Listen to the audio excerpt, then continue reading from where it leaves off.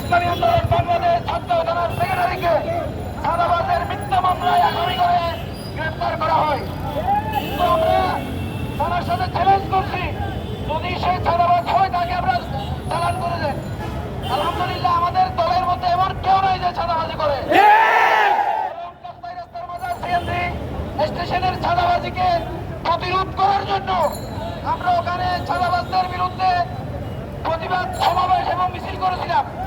সেই মিছিলের পরিপ্রেক্ষিতে আমাদেরকে চাঁদাবাজের মিথ্যা মামলা দেওয়া হয়।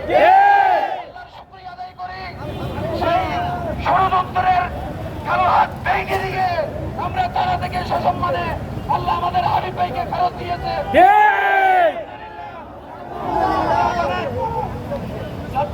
পক্ষ থেকে সবাই কর্মীদেরকে অসংখ্য ধন্যবাদ জ্ঞাপন করতেছি, যারা গতকালকে রাত থেকে এই মুহূর্ত পর্যন্ত আপনারা আপনাদের সার্বিক উপস্থিতি সরব উপস্থিতি আজকে আমাদের বিজয় এনে দিয়েছে বলে আলহামদুলিল্লাহ। সকলের পাশে থাকবো এবং দেশ প্রেমের জন্য, দেশের কাজের জন্য আমরা সকলে কাঁধে কাঁধ মিলিয়ে কাজ করবো ইনশাআল্লাহ। সেখানে চাঁদাবাজদের প্রতিরোধ করবো ইনশাআল্লাহ।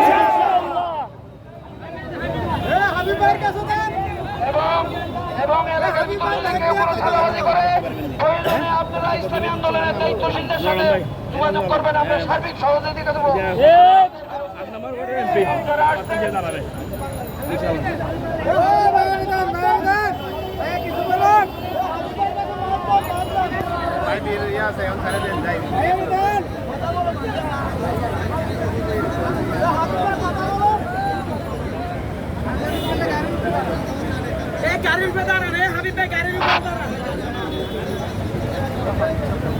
আসসালামু আলাইকুম ওয়া রাহমাতুল্লাহি ওয়া বারাকাতুহু।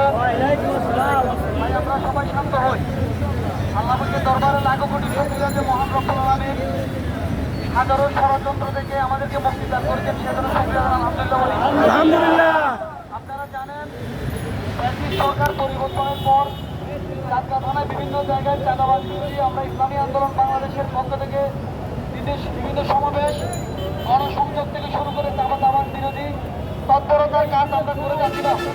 কিন্তু একটা সরকার পতনের পর যারা আবার কিছু জায়গা দখল করেছে, তাদের গায়ে লেগেছে, তারা যাতে দখল করতে পারতেছে না, সেজন্য আমাকে মিথ্যা মামলার অপবাদ দিয়ে গতকালকে আমি থানায় একটা কাজে আসছিলাম। আমার একটা মোবাইল চুরি হয়েছিল, মোবাইলটা আমি চুরি করার জন্য থানায় আসছি। থানায় এসে জানতে পারি তখন আমি এজাহারভুক্ত মামলার আসামি। তখন আমাকে তারা গ্রেফতার করার পরিকল্পনা করে, তখন আমি আমার দায়িত্বশীল ঊর্ধ্বতম দায়িত্বশীলদেরকে জানাই, তারা তাৎক্ষণিক ব্যবস্থা নেয়। আলহামদুলিল্লাহ আপনাদের সকলের প্রচেষ্টায় গতকাল রাত্রে আপনাদের উপস্থিতি, আপনাদের আন্দোলন সংগ্রাম দেখে প্রশাসন ভয় পেয়ে আমাকে ডিবি কার্যালয়ে রাত 3টা বাজে শিফট করে আমাকে সেখান থেকে এখন ডিবি কার্যালয় থেকে এখন নিয়ে আসছে আমাদের আগে।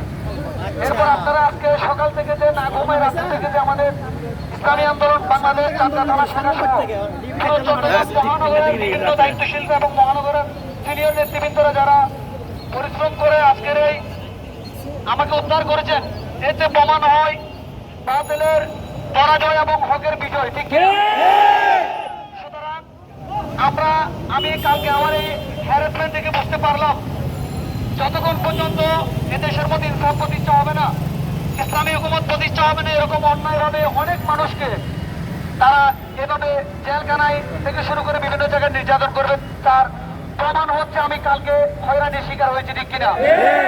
সেজন্য আমি বলবো আগামীতে ইসলামকে ক্ষমতায় নিতে হবে ইনশাআল্লাহ। ইসলামকে ক্ষমতায় নিতে পারি, সমস্ত অপশক্তি দূর হবে, ইনসাফ প্রতিষ্ঠা হবে, অন্যায়ভাবে কেউ জেল হাজতে থাকবে না। ঠিক কিনা? সেজন্য আগামী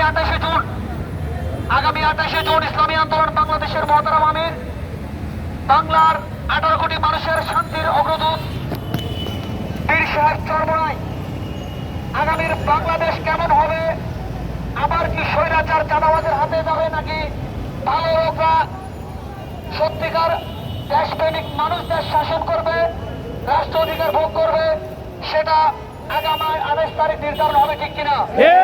সেজন্য আগামী 28 তারিখ পীর সাহেব চরমোনাই বলছে ঢাকাকে অচল করে দিতে হবে। সবাই ঢাকা